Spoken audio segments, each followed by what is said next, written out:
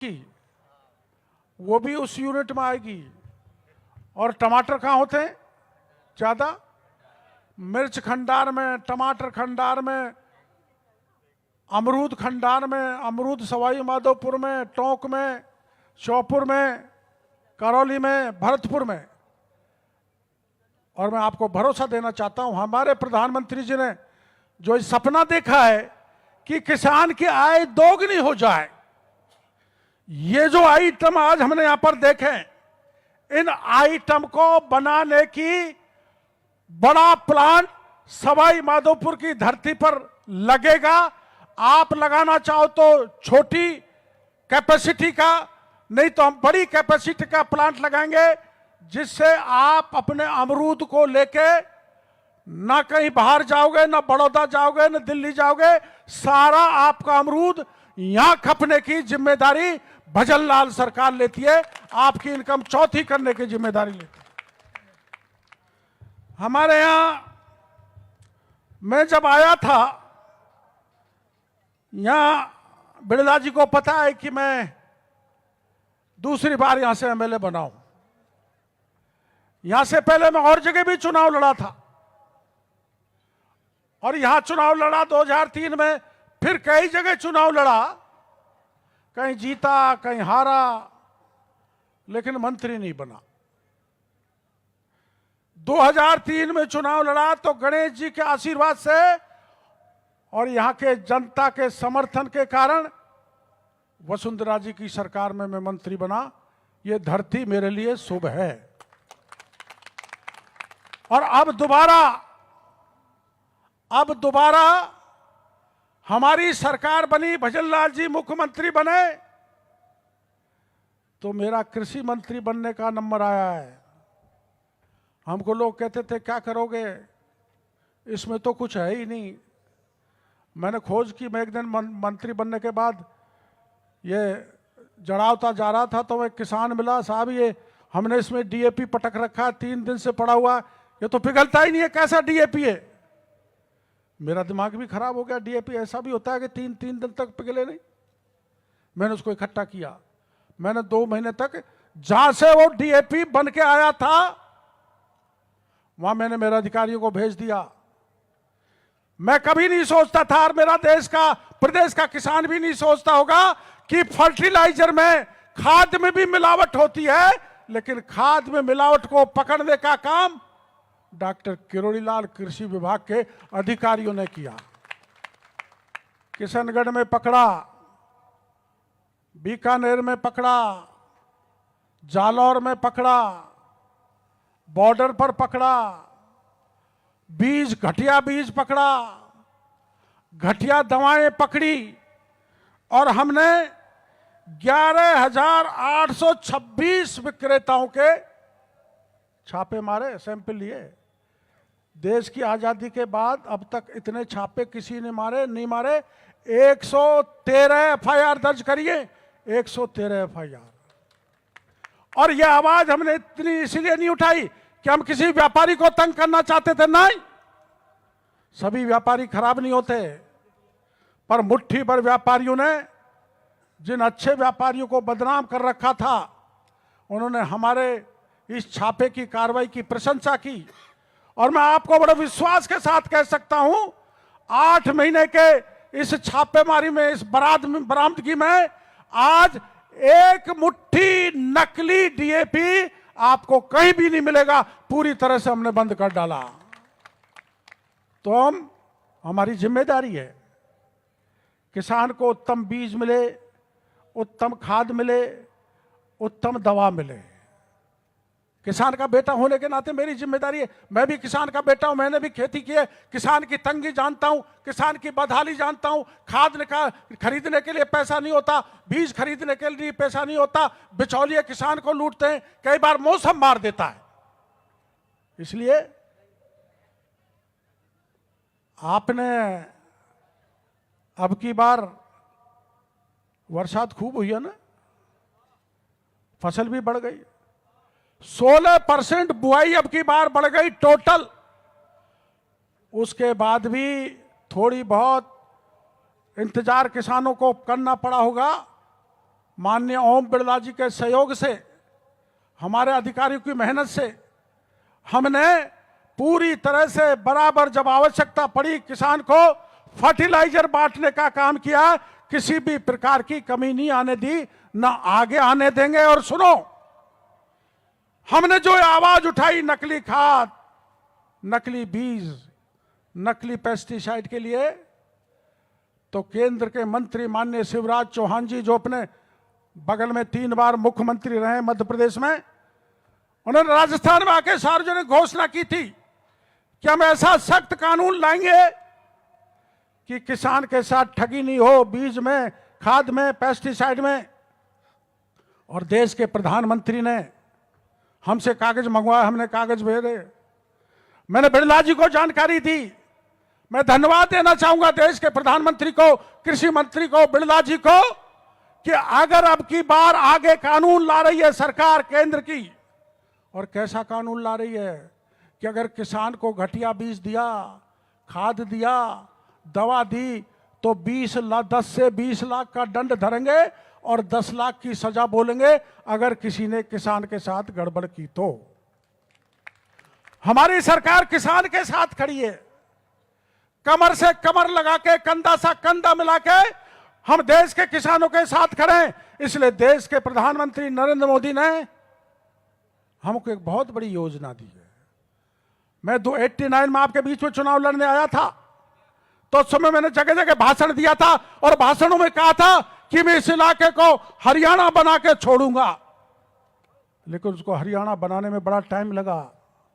मैं कहता था कि चंबल का पानी कोटा की डाउन स्ट्रीम से बहकर मध्य प्रदेश, वहां कोटा की डाउन स्ट्रीम से बहकर धौलपुर और समुद्र में जाके मिल जाता है, वर्षों से बेकार जा रहा है। मैं उस समय कहा करता था इस पानी को उठाओ, सवाई माधोपुर करौली की धरती पर लाओ, ये प्यासी है, इसको संचित करो, जिससे हमारे किसानों का चेहरे पे खुशहाली आ जाए।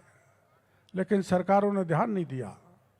वसुंधरा जी ने अपने राज्य में एक योजना बनाई, पिछले राज्य ने उसको डाले रखा।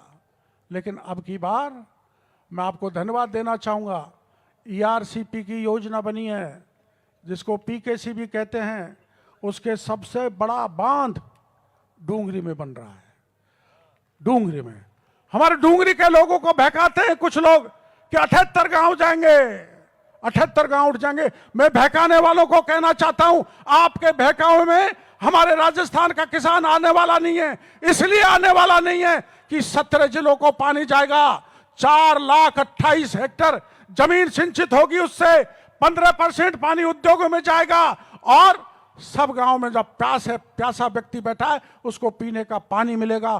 केवल मात्र 9 गांव उठेंगे, 9 से 10वां नहीं उठेगा। और 9 गांवों का हमने तय कर लिया है। 9 के गांव को जितनी आबादी, अच्छा मकान देंगे, अच्छी जमीन देंगे, बिजली देंगे, गैस देंगे, सारी सुविधा देंगे। आपको चिंता करने की जरूरत नहीं है। मैं डूंगरी के भाइयों को कहना चाहता हूं।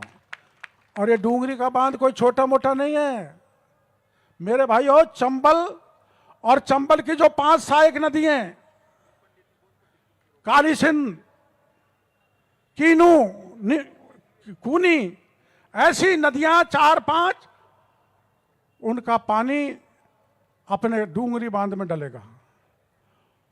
यह पहले तो अपने बीसलपुर बांध से दुगनी कैपेसिटी का था, लेकिन मैंने उसमें कुछ कम करा दिया कि गांव नहीं उठे, ज्यादा कम करा दिया, इसलिए केवल 9 गांव उठेंगे। और जैसा कि मैंने बताया, सबसे ज्यादा सिंचाई सवाई माधोपुर के जिले में होगी, सबसे ज्यादा 4,28,000 हेक्टेयर।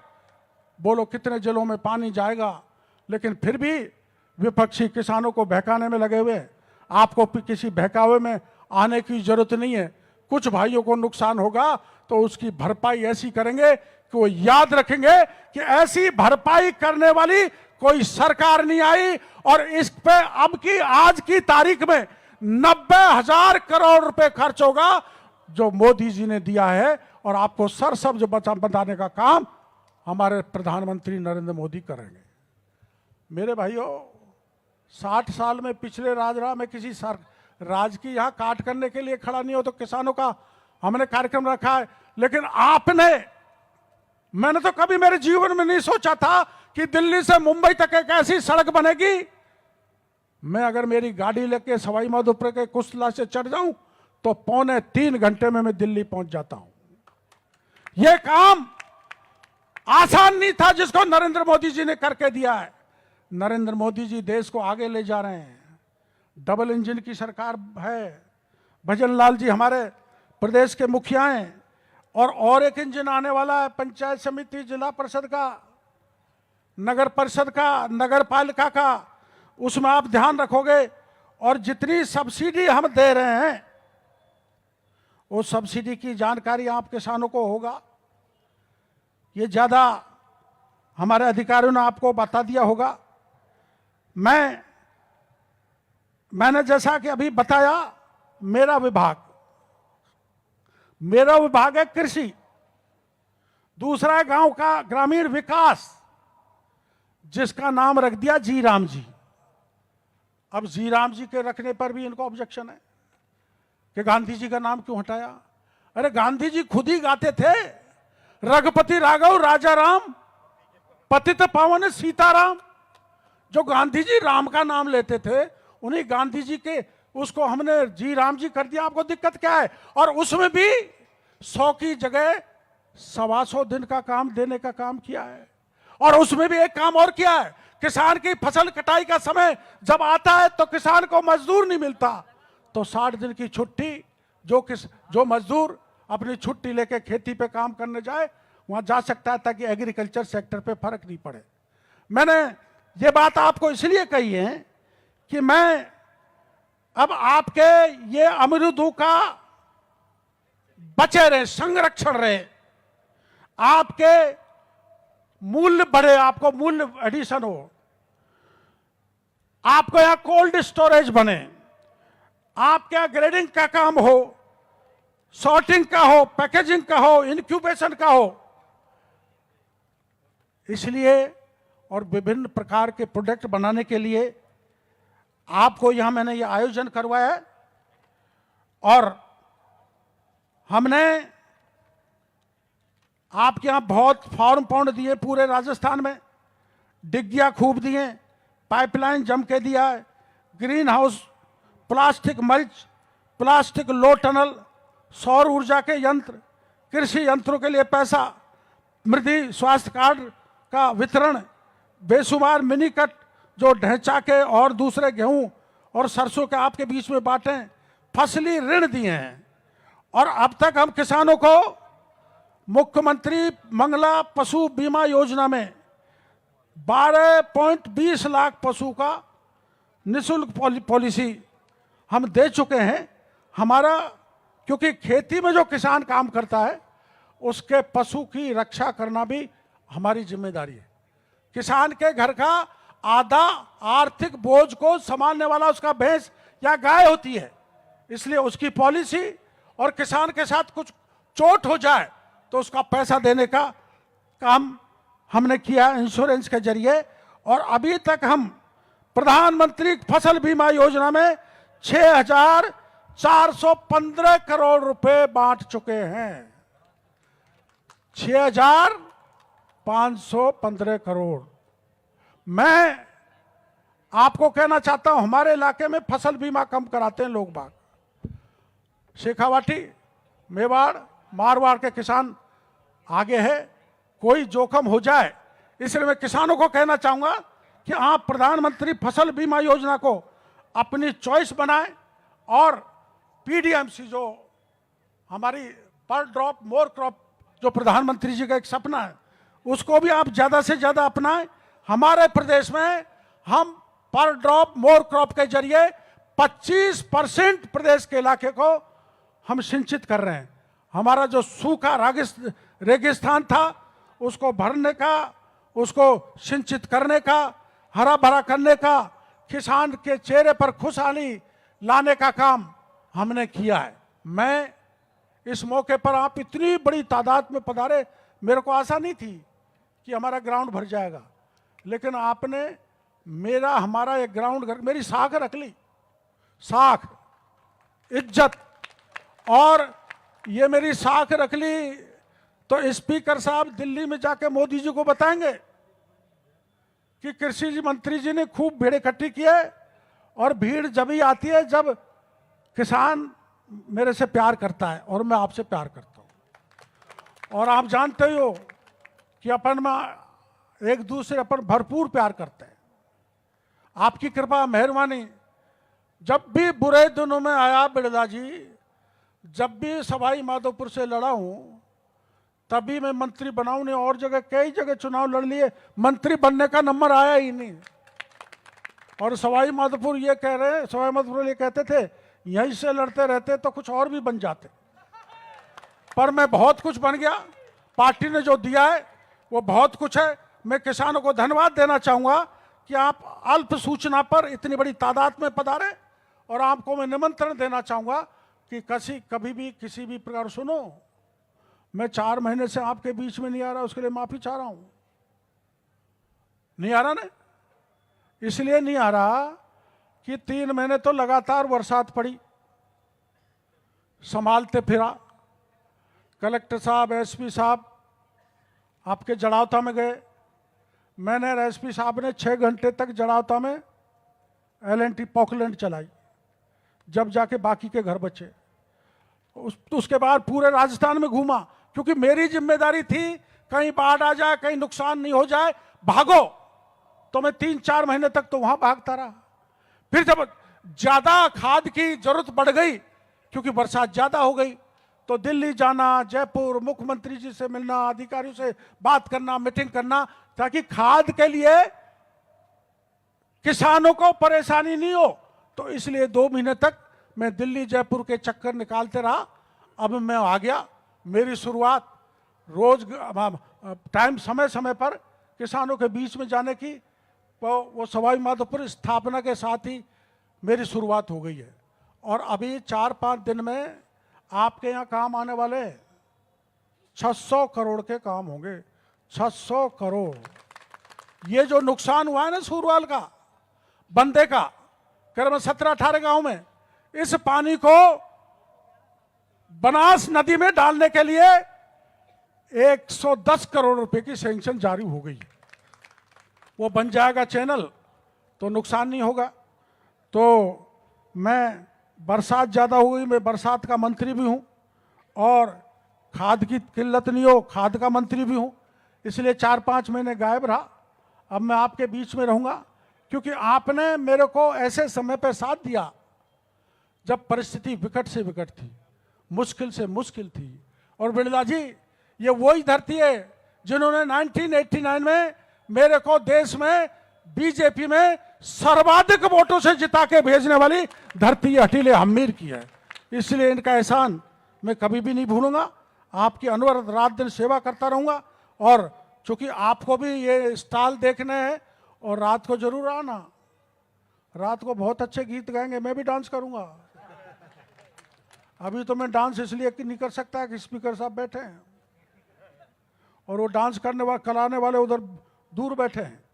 और कल बहुत महत्वपूर्ण, सबसे अच्छा प्रखर गीतकार, संगीतकार, भजनकार, दुनिया के जाने माने कल रात को वो रहेंगे। तो आप सभी को निमंत्रण है, आप पधारें, सब स्टॉल को देख के जाएं, सब जानकारियां लेके जाएं। और हमारे एक्सपर्ट जो आए हैं, आप किसानों के साथ बैठ के चर्चा करेंगे।